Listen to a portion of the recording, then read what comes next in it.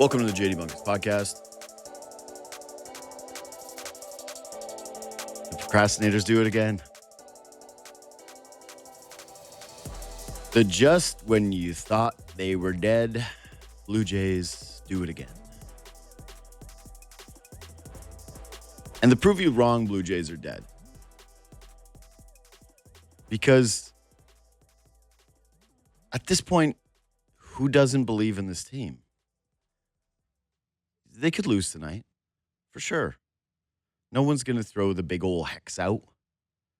I've seen a lot of confidence from the fan base, and that's not something that you're used to living in the city. And I do think that, obviously, Toronto has a big-time woe is me fan culture, okay? That's clear. It is mostly because of the Toronto Maple Leafs. Let's be clear and honest with that. Yeah, the Blue Jays haven't won a World Series since '93, and they had a very, very long playoff drought, and there were certainly moments during my adolescence and all the way through my high school and early university days where it felt as though they had no shot of ever winning the division again. And even playoffs seemed like such an impossible hurdle to be able to overcome. But the city as a whole, I think generally, if you just pulled together all of the sports fans, the diehard ones, the ones that stick with the teams year in, year out. And again, I'm not a bandwagon hater. I love the bandwagoners. If you're listening to bandwagon, welcome, welcome, welcome. Hope you stick along for the ride. The more, the merrier. That is always my mentality with this stuff. That building yesterday is not what it is without bandwagon fans. Flat out. You can be some type of sports fan gatekeeper if you'd like to spend your energy in that way. Good for you. I think it's lame as hell. The people who are new to the sports are usually the ones that bring a different level of excitement and joy and no fan trauma to the experience that I think is desperately needed in this city. So bandwagoners, get on the wagon. Get on the wagon. We love to have you here. But again, the city overall, pretty pessimistic. The diehard fans, you take the pool, go out there, you collect the data, and I think you would come back with generally a group that is aw shucks kicking the dirt. Nothing ever good happens to us kicking the dirt. Why is it always us? Boo-hoo. And we definitely get trapped in the idea that it's only Toronto, and I think that, listen, let's be real here. Game 5, which I'm going to talk about, but not really as much because it's not as big of a story today. It's probably a bigger story if they don't come through in the series. But when that happens and they lose in such a heartbreaking, guttural way, it's hard not to just lean on Toronto sports. Why always us? As if, like, Seattle is covered in glory, right?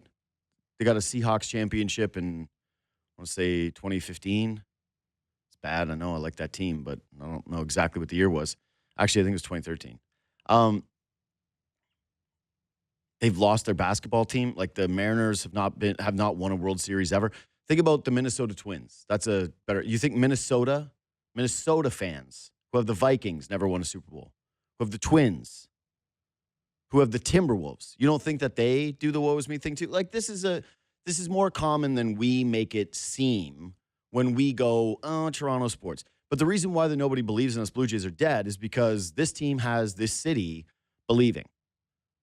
This team has the country believing.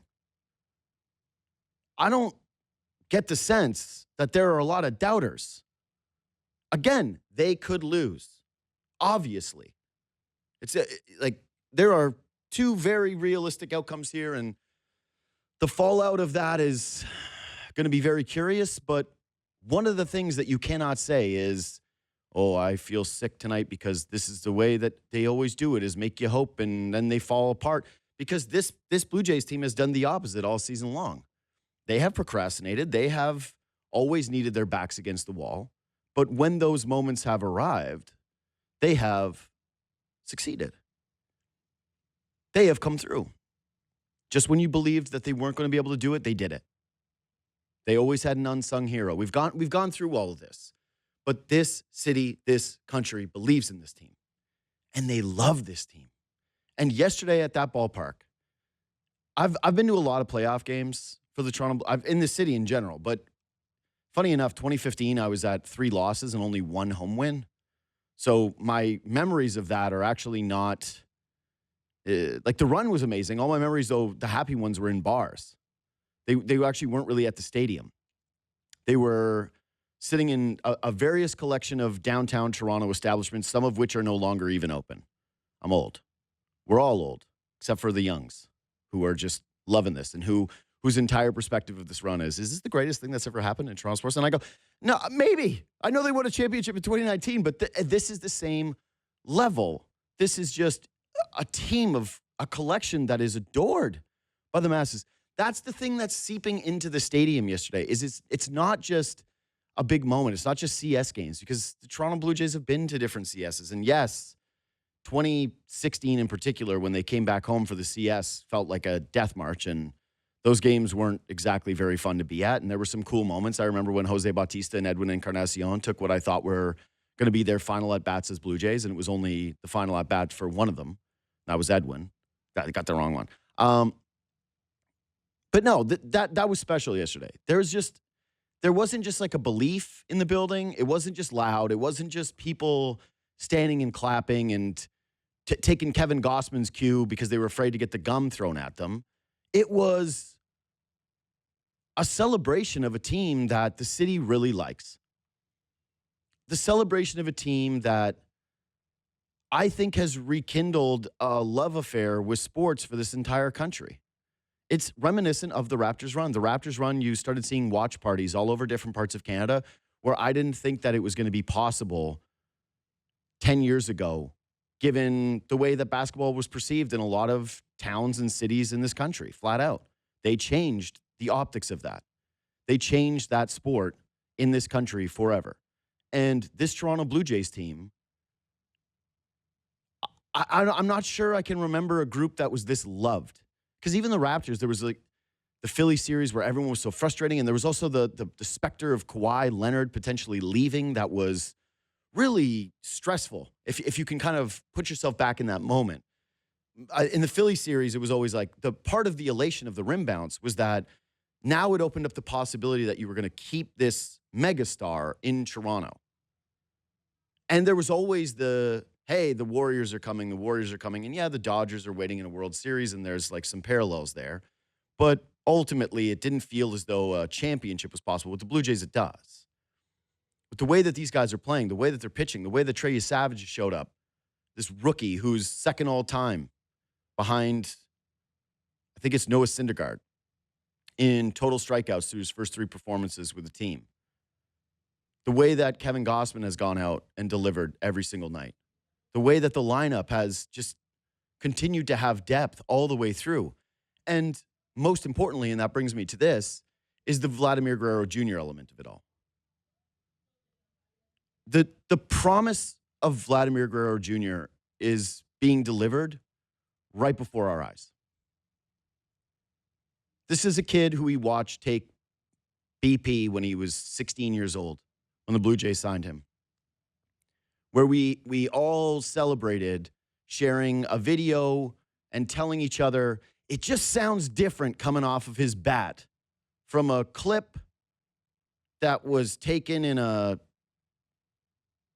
Nothingsburg ballpark where he was just hitting baseballs at 16. It was always waiting for Vladdy. It was, hey, 2015 and 2016 were fun. Man, I wish they got it done. Man, 2015, they shoulda, they coulda. But Vladdy's coming. And then he finally arrives, and it's a second home opener. I did a show down from the ballpark. It used to be that the home opener was the only sellout that you would get at the Rogers Center, and that you had to go down because you wanted to be able to experience what it was like to have a full ballpark again. Again, 2015, 2016, those playoff runs, they were different. The 2015 post-deadline time, that was different. But overall, you would go down to the ballpark, and yeah, you could walk around the concourse, and it wouldn't exactly be elbow to elbow in there. There were some sparse crowds, okay? And Vladdy shows up, and we have a second opening day. The crowd is packed. There's baseball royalty in the building to see this kid play. Everybody's excited because he is the chosen one. 2021 happens. COVID gets hit.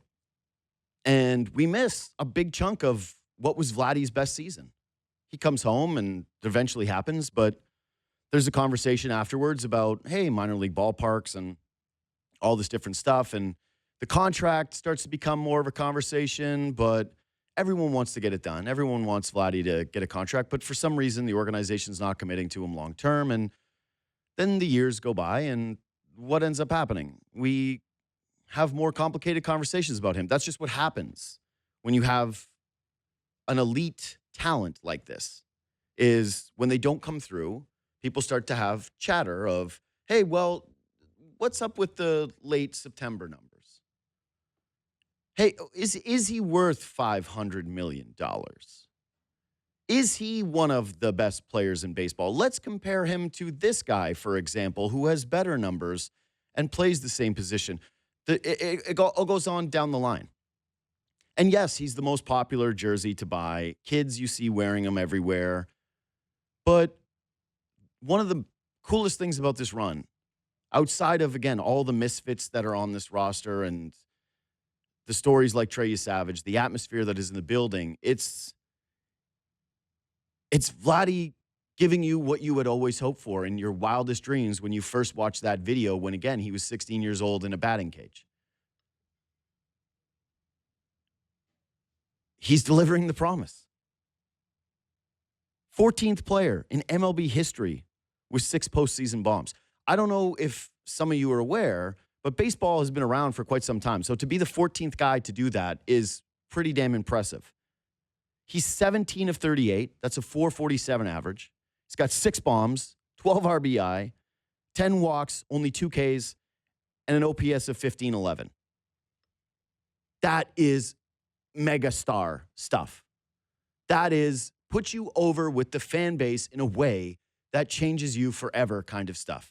Before he even enters the $500 million contract, Vladdy has now done not everything to earn the 500, but he has certainly cemented the perspective that he is worth that money.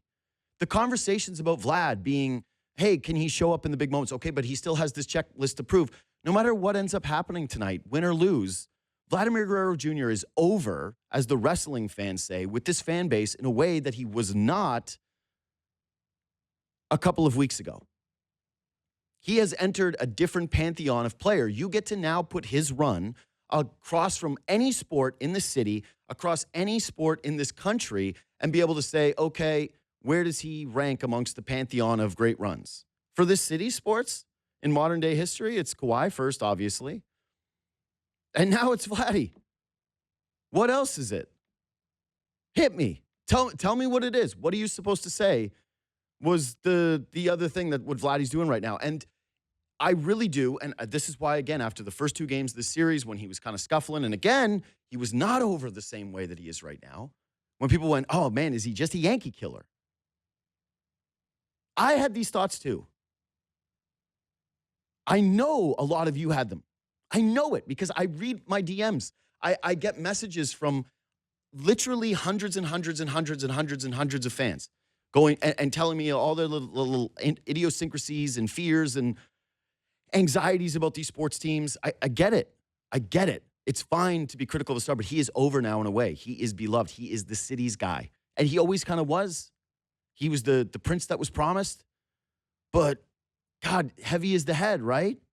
And now there's nothing he can do where people aren't going to say, that's the guy. That's our country's guy.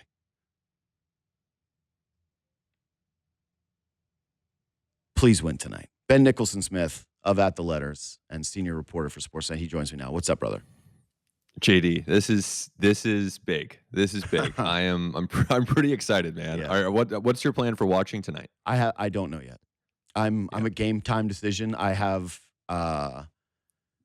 I'm 1-1 at this at the ballpark in this series. 2-0 in the Yankees.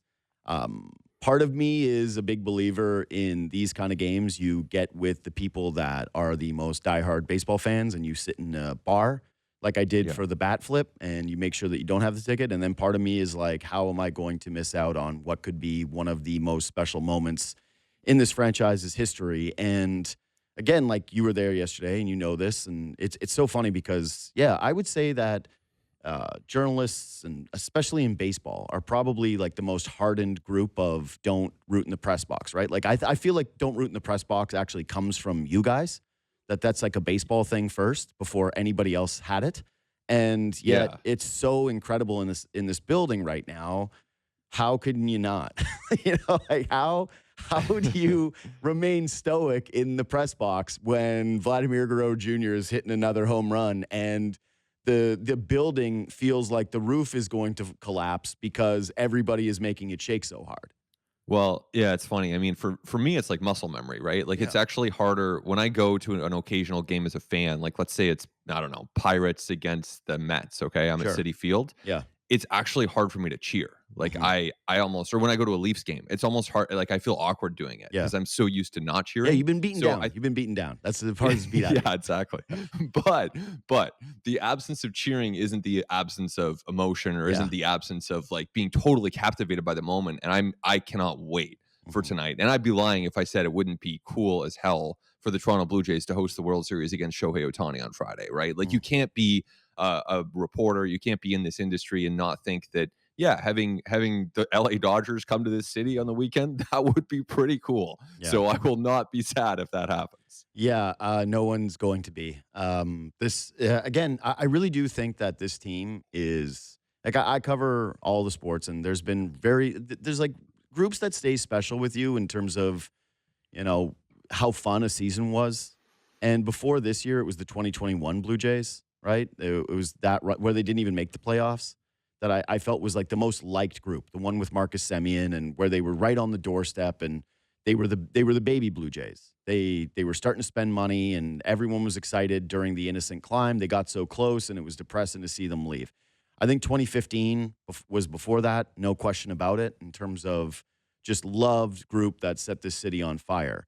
But part of what I'm observing right now is not just a team that like expectations being low and having them be over delivered. I've talked about this at nauseum, how that really does change everything. When you're not expecting something and you get it, yeah, it hits you different. And when you have so many moments of panic, which have happened throughout the course of the season, and the team has come through time and time again, it also adds a little something to it, right? Like the relief of the moment. But right now, with what Vladimir Guerrero Jr. is doing, I would equate it to when you go to a party and you go with someone who's really cool, like someone who is the coolest person at the party and they're your friend, where you feel more confident going in the room, right? You go, hey, this guy knows how to talk to girls. This is great. Girls are going to come up to us because this guy is here and he's going to be able to, yeah, get everything moving. And that's the way that I look at Vladimir Guerrero Jr. with this group right now is you've got the coolest guy at the party right next to you. And everything that he's doing, you just have to go out there and make sure that you do your job to the baseline and things are going to work out well for you. Yeah, this is what you dream of. This Mhm. is, as you said off the top, this is where it's been building for so long. And he had a good season in the regular season, but it Mhm. is nothing compared to what he's doing now. I mean, to Yep. have 6 home runs, that's like a quarter of his season long home run total. Like Yeah. it's really remarkable. As you said as well. I mean, this is why you extend him because you don't want to be 26 have Vladdy at 26 years old hitting free agency and now you got to compete against 28, 29 other teams for him. So, this is a dream scenario for him to be healthy and productive at a time that Springer is banged up, Bichette is Mhm. unavailable, Santander is injured. Like those are three of their big bats who are not at peak form. And Springer's going to play tomorrow and he's a gamer, he's doing everything he Mhm. can, but Vlad Jr. is the one who has to carry this team because you can't rely on, IKF to get another double. It's great Mhm. if he does, but you can't rely on, you know, Addison Barger necessarily to hit a home run. But you Mhm. can rely on Vlad the way he's going this postseason. And by the way, 3 for 3 against George Kirby in game 3. So he clearly sees the ball well against the game 7 starter for Seattle. Man, that's exactly right. It's every night, other than Ernie Clement, who's hitting every game, right? He's the number 2 MVP behind Vladdy over the course of this postseason, where just and especially it's lefties and righties now where he's getting hits. Is I always had confidence. Hey, Ernie against a lefty, don't throw him a first pitch strike because he's going to do something with it. He's going to handle it. But now it's been against right-handed pitching too. And if you're doing like the team confidence rankings, he's certainly number 2 for me right now behind Vladimir Guerrero Jr. Has been for the vast majority of this run. But that's such a great point about the vacuum of star power that this team has in the middle of the lineup right now, or at the top of the lineup right now. Like, yeah, I like Nathan Lucas as well. And he's been phenomenal. He has been way more than anyone could have ever anticipated. But if you lose this series, you lose tonight, no one's going to say, man, Lucas was 0 for 4. What a, you can't have that. No one's getting pointed to. It's one guy in the middle of the lineup with all of the pressure in the world on his shoulders, and he's delivering. And yeah, Santander was brought in to provide home run power, 44 home runs this season. Out. Bo Bichette tries to run the bases, out. George Springer now, I mean, good on him for gutting it out. I never thought that he was going to miss game 6. I'm looking at him try to run down to first base, and there's no noticeable massive limp, which I went, okay, that's fine. But how old is Springer now? 37, 36? 36. Okay, so he's 36 years old, and he wore that pitch on the top of his knee. Yeah, I can tell you that him getting on a flight from Seattle to Toronto and then spending all night in a hospital getting that thing evaluated, he was not feeling great yesterday. That thing did not just go down. And his knee today, when he's walking around in his wherever his home is, he's not jumping up and down the stairs. He's not moving quickly. He's hurting. So yeah, you're missing the 3 probably most important pieces in your lineup. Not missing because George is playing, but you're compromised for 3 of the guys that were coming into the season that were the most important, and yet you still feel the swagger throughout the lineup because this guy is doing exactly, again, more than what you would ask for from a $500 million guy. It's truly incredible. He has Kawhi run potential in him right now.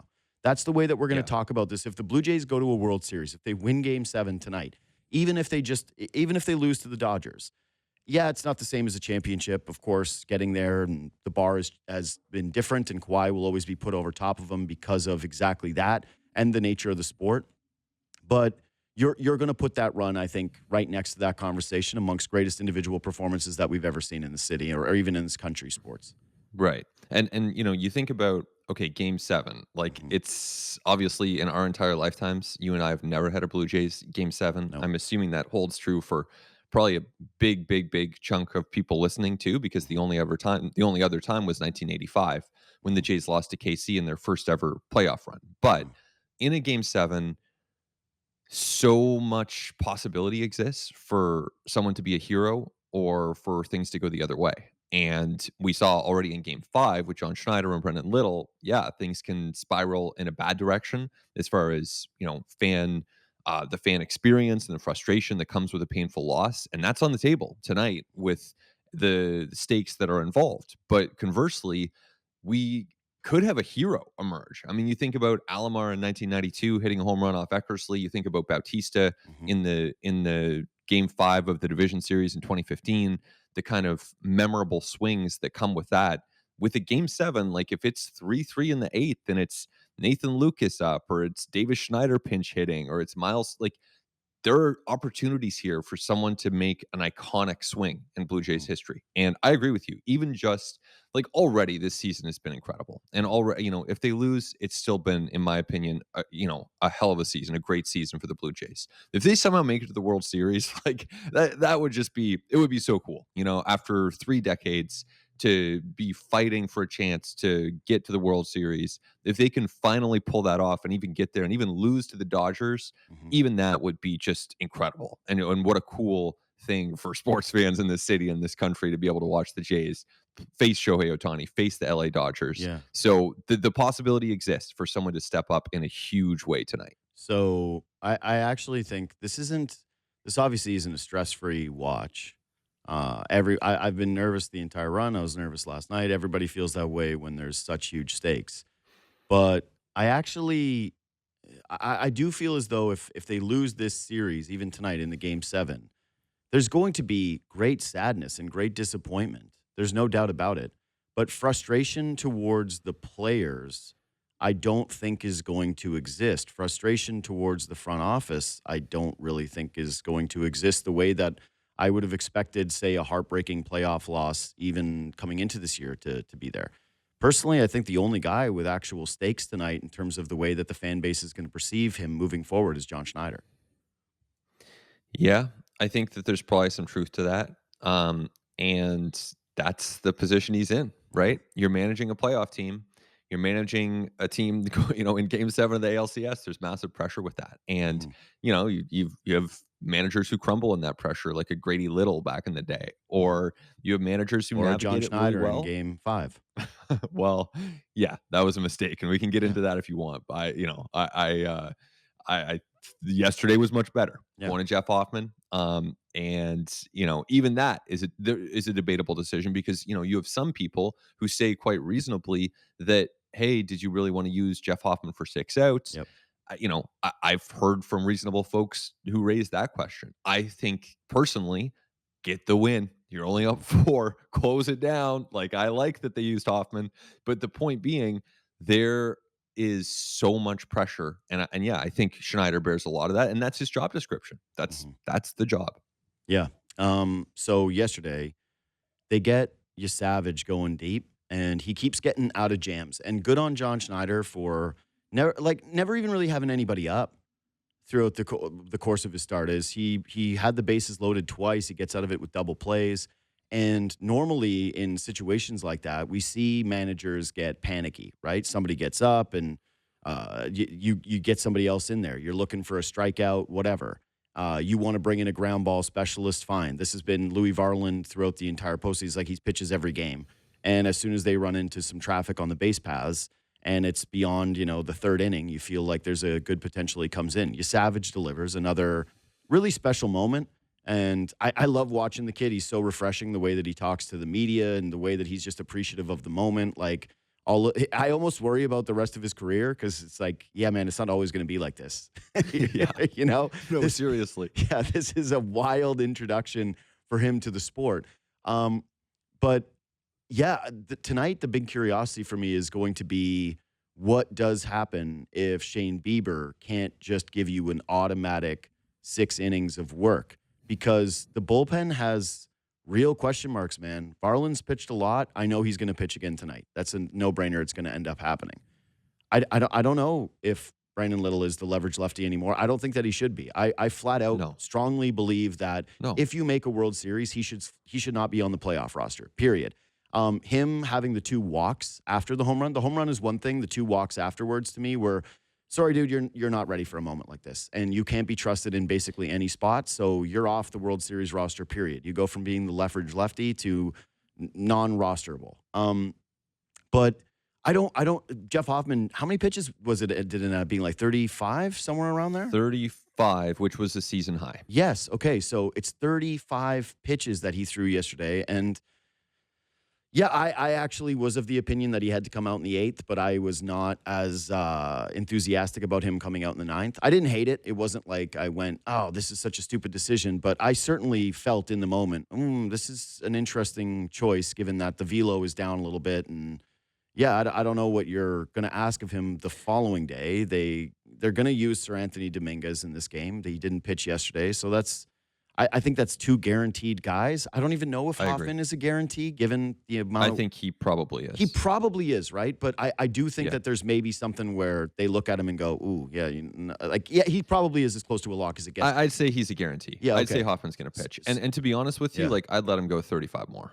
And Yeah. I think that you're going to look at the radar gun. If he's Yeah. throwing 92s, like, he's out of there after 3 batters. Yeah. But if he's throwing 95 and he has command, like, you're not doing this in May, Yeah. but, like, it's game 7 of the ALCS. Like, this is Kevin Gosman's going to be available on 2 days rest. Yeah, okay. So this is where I That's was not gonna great go for with his this. arm. Yeah, no, Yeah. that's kind of where I was going is, so I believe watching Gilbert yesterday that him having to pitch the 30 inning, or sorry, the throw the 30 plus pitches in that 15 inning game, that screwed him up a little. I know he's got bad road numbers and that he wasn't Logan Gilbert this year to the degree that we're used to him.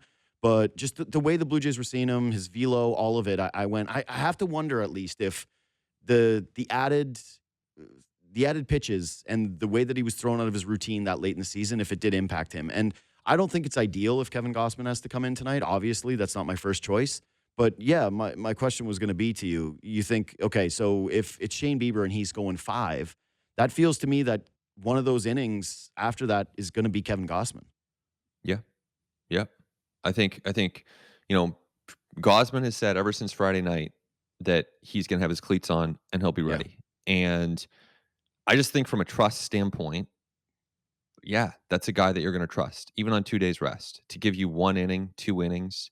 I think that with the season on the line, you're comfortable with the ball in his hand, more comfortable with the ball in his hand than you are, with due respect to Brendan Little, who tried his best, with due respect to Mason Fluharty. I think you just are. And so, if you were able to get 5 from Bieber, which would be pretty good, by the way, if they can get that, and then you go Varland, Sir Anthony, Gosman, Hoffman, something like that. I mean, that's probably one of the roadmaps that they'll Mhm. think about. I think Scherzer's in that mix. Mhm. If Bieber gets into trouble really early, then maybe it's Eric Lauer, maybe it's Scherzer in the 5th, maybe it's Scherzer in extra innings if it ever were to go to that point.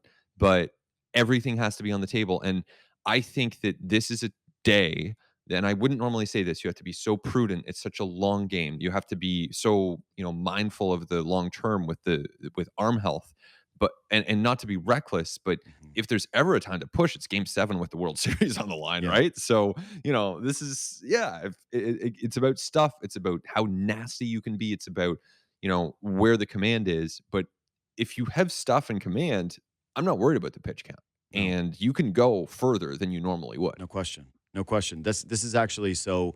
Um, a lot of people were reaching out to me in the DMs and tweets, like being like, "I can't believe they pulled Bieber when they pulled him." And I went, "I have no idea what you're talking about on this one. I get it when we're talking Gossman, and there have been early hooks certainly with this manager throughout the postseason, and there's a little bit of trauma that's built up there with those decisions. But he was at 88 pitches. Yes, he is still coming off Tommy John, and you wanted to have the potential of using him in a game 7, which they now have, and you didn't have to extend him past a point of comfort.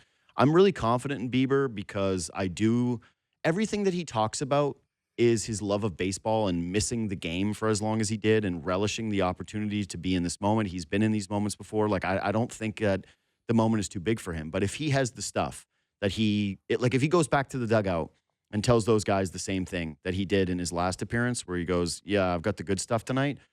I don't care if he throws 115 pitches. I do No. not. I do not care about the Tommy John. 125. Let's go. Yeah, you're going as deep as you can possibly take this baseball team, because the more equations that you can remove from a bullpen that frankly there's just not a lot of. I have my bullpen confidence rankings, right? Like the guys that I feel the best in right now.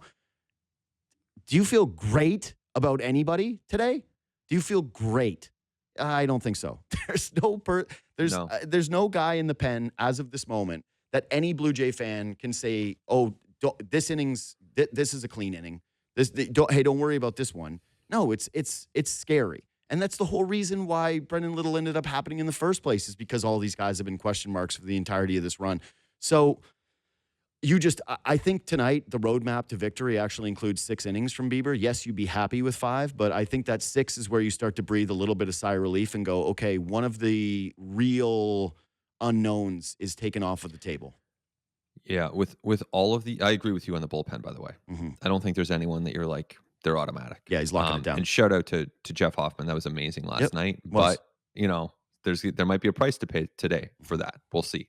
Um, yeah, I think when it comes to mapping this thing out, it's really just about reading what they're doing in the moment. And we saw last night with Logan Gilbert, he came out throwing 98s, and then within a few innings, he was down a Cliff. few miles per hour. Yep. The stuff was not as good, and it was time to take him out. And honestly, you want to talk about managerial mistakes? Dan Wilson left him in too long. He Hmm. shouldn't have been facing Vladdy when Vladdy went deep. Yep. That should have been turned over to the bullpen at that point in the game after an off day.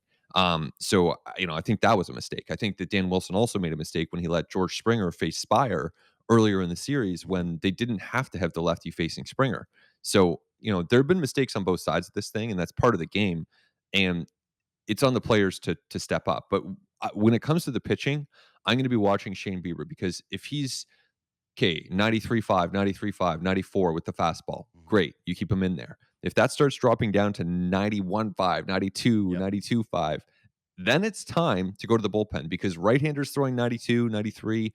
Shane Bieber's been great for the Jays all season, but better to take him out of there. You get Kevin Gausman in, you get Dominguez in, and it's going to be tough, but you're going to need someone to run into a ball. You're going to need a 3-run homer at some point in this thing, because it's probably not going to be a 2-1 game, Mhm. so you're going to need to find ways to score runs and give that bullpen just a little bit of breathing room. I think that what we've learned throughout this series is that if it is late and it is a 2-1 game, you feel bad either way. Yeah. Yeah, that's not the way that they're designed to win this series. And it hasn't been the way that they've been designed to win all season long. Like they've got this. I think they go. I don't know what it is after. I guess I haven't updated this in a couple of days, so I'm trying to think about what other ones I missed. But yeah, at one point they were 76-5 when scoring 5 runs. It was the best in all of Major League Wow. Baseball. So Yeah. the path is quite clear to me in terms of being able to lock up a win, because again they did it yesterday. So it's at least 77-5 when scoring And five that's runs. something the team is well aware of that. This is Mhm. like within their batting cages at Yep. Rogers Center. They have a message to the hitters saying score 5 and we're good. And that's not the exact phrasing. I forget the exact phrasing, but it's I like was gonna they, say, they got to work. yeah, They got to sure. workshop that a little bit. Score five and Believe we're it or not, good. yeah, they came up with something a little catchier than Yeah. that. Bar's pretty low, but yeah, they know that if you score 5, Yeah. good things are going to happen. Yeah. Come on, 5. Come on, score 5 tonight. Like that's really where you're sitting. I think I had one more here. Oh yeah, I have one more. I hate doing this because this feels like too look aheady, but I'm not going to talk to you like probably this week again. If the Blue Jays advance, if, what's your Bo read? Oh man. Um in a way, so he's been running, but he hasn't run the bases. Hmm. So he's not on the brink of a return, but hasn't been ruled out. John Schneider said he's progressing from a hitting standpoint. I think that when Santander got hurt, in a Hmm. weird way, that could open a pathway For for Bo sure. Bichette to return, because they both occupy, in a sense, a similar space Hmm. as far as not a ton of defensive value at this point, or pretty much none, and yet they can hit. So um, I think that there's maybe an opening there, and it also has pushed the Blue Jays further into their bench. So instead of having to replace, say, I don't know, like IKF, now Bo Bichette could replace Joey Loperfido, who Hmm. they haven't really used. And is And if really you here think that because the Mariners, the way that they're situated with their pitching, which is like all right-handed guys. all righties, that's Mhm. right, and kind of as a insurance policy for Springer, who Mhm. presumably would have a few days to rest in that scenario if the Blue Jays advance, and you maybe need less of a caddy for George Springer in the knee. Mhm. So at that point, maybe you're better served using one of your bench spots on Bo Bichette, even if he can't run that well, and Mhm. even if he can't field at all, which I think it's pretty clear that he's not going to field another inning this season.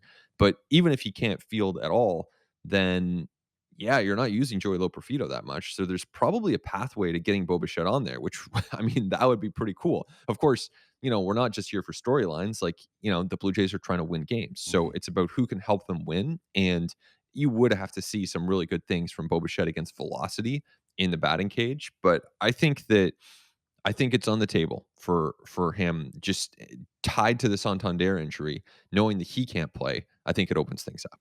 Here's the other part of it though, and this is cold-blooded, but also true, and it comes down to his decision, right? There's a little Mhm. bit of Kevin Durant to this where it's obviously too soon. There's obviously risk of re-injury and damaging it further, and he's in a contract year. But if Bo Bichette wants to play and he can hit, and he's showing you those things, the thing that you're not worried about anymore is that if he does get hurt and he does need to be removed, that you're losing him for a series that is to come, right? Because Yep. that was always part of the conversation was, well, if you put him in the DS and then he gets hurt, then you can't play him until the World Series. Okay, you lose him in the CS, you can't play him in the World Series. There is no tomorrow. And so if you're Bo Bichette and you've been waiting your entire life for this moment, and you've got a chance of the injury, but also a chance to come up in a big spot and deliver a hit in a World Series to beat the Los Angeles Dodgers, seems pretty obvious which of the paths I Yeah. think he's going to take. Yeah, and it's interesting because, like, if we're talking in, like, April or May or Mhm. June, like, hero mode in baseball can be pretty dumb, and Sure. it can be like, you can actually hurt your team if you try to, like, play through something on June the 9th and, I think you end Santander up did that. missing. Exactly. Perfect example, perfect example. Now, conversely, it's October the 20th.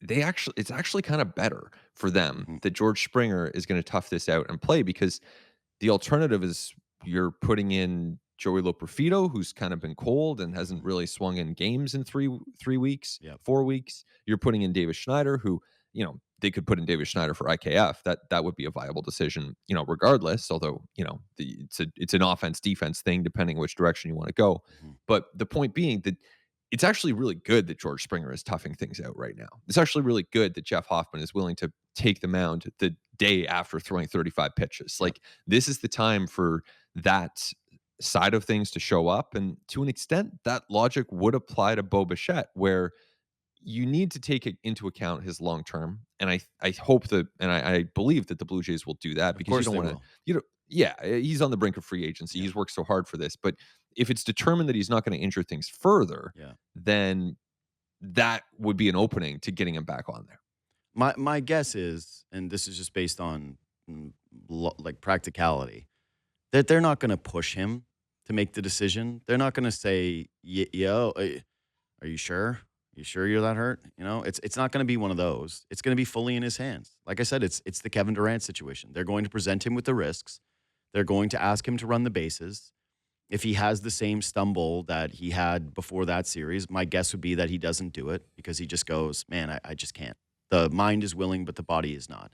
But if he can round him, just serve, like, it's not exactly like he was a burner this season, okay? Yep. And if he's in this series, there's probably a likelihood that he's a pinch hit bat, and I feel better about him coming off the bench in a pinch hit situation than I do Davis Schneider, and I still do think that it's better than if they were to go to Ty France, right, and say like, well, he's going to be the bat that they bring. It's like, yeah, I still trust the pedigree of Bo Bichette. I trust the bat to ball of Bo Bichette, and yeah, then get him off the base pass. And yeah, okay, you got to burn 2 roster spots essentially for someone to run for him late in the game, but who cares? At that point, who absolutely cares? So I hope he can make it Yeah. back because I don't know if you caught this, but when I was at game 1 of this Mariners series and I was sitting right on the third base side. Like I'm facing the players.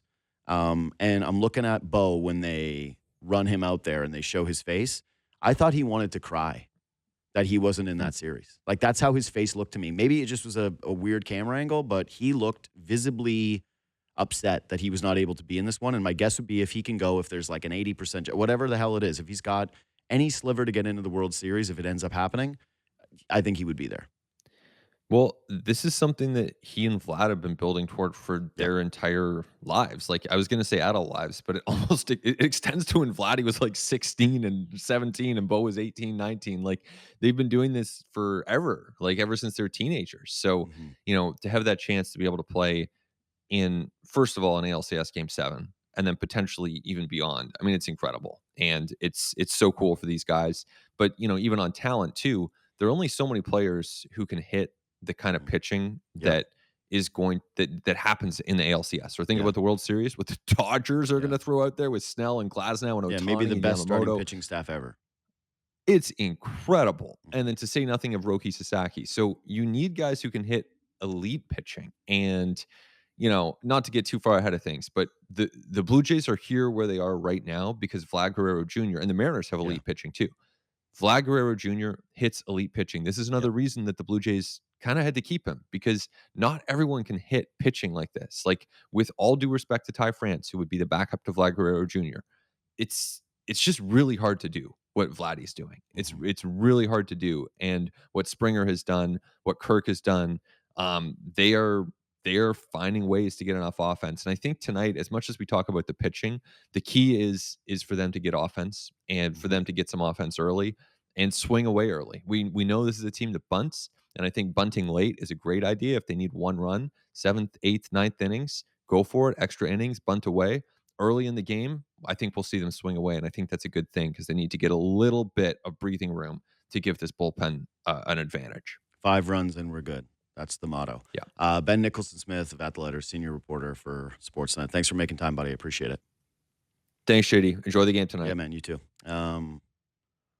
I'm not okay. I get that there's a lot of people too that are waiting for me to give the take on the Game 5 situation. It's just it's harder to do that right now, given the fact that they're going into a Game 7.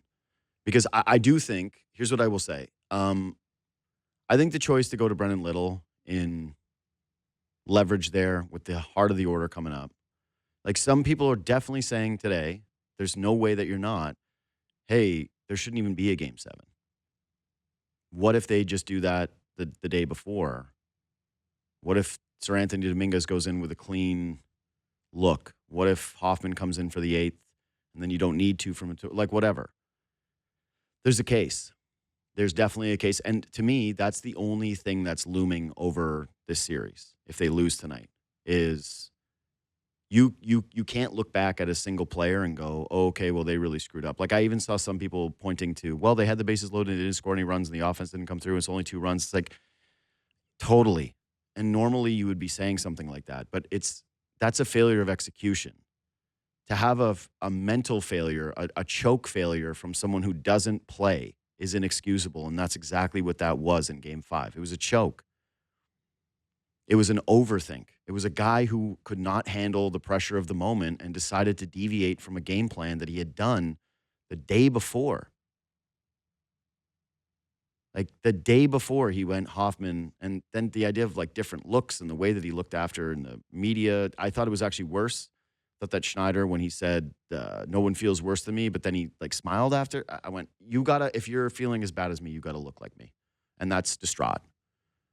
I don't think that they will fire him if they lose the series. I think that's pretty clear at this point. But I did think that was a fireable offense. And if you kind of combine it with some of the other stuff that's happened over the course of this team's playoff tenure under him, I do think that there's a stronger case. People think that's knee-jerk. People think that's reactionary. Sometimes you make a mistake so bad, it's kind of unforgivable. And if they lose this series, I'm sorry. I'm going to be looking back on that until the day I die. Anyway, follow me on Twitter and Instagram at JD Bunkis. Reach out on Twitter and Instagram anytime. Follow this podcast. Leave a 5-star review, please. Tell your friends about it if you like it. We're back on YouTube now, which is great. So you can watch the show on YouTube. You can watch it on Sportsnet Plus live. And yeah, of course, Sportsnet 590 The Fan. All right, quick break, and I want to talk about Stolarz quick. The Blue Jays are the story, okay? So the Leafs are taking a back seat. My God, the Raptors start their season tomorrow.